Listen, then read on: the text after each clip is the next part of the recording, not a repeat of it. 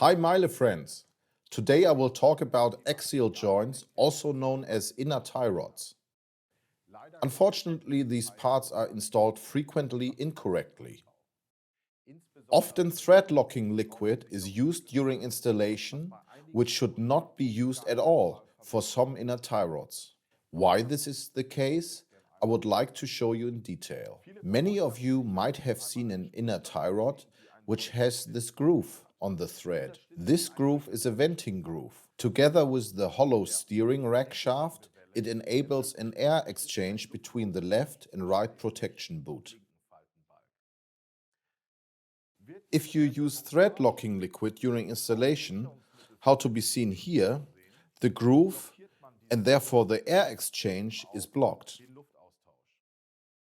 An indicator of a not functioning air exchange between both protection boots can be that they are dented inwards.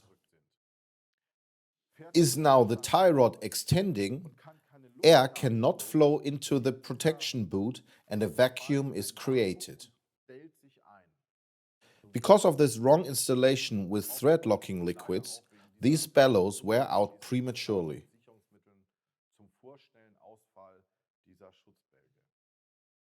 It does not always have to be a groove enabling the air exchange. It can also be holes, as seen here. Many other inner tie rods don't have to have any of those features. Then, most of the time, there's an air channel in the steering rack housing. How to tighten those axial joints with the prescribed torque I want to show you on this car. Obviously, I will screw in the new axial joint without any thread locking liquid and tighten it with the required torque.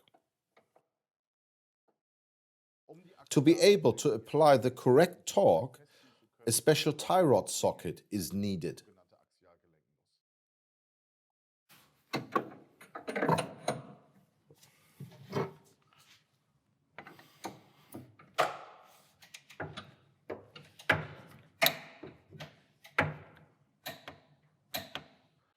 The axial joint is now correctly installed. The air exchange is now possible. Have a good drive and see you soon.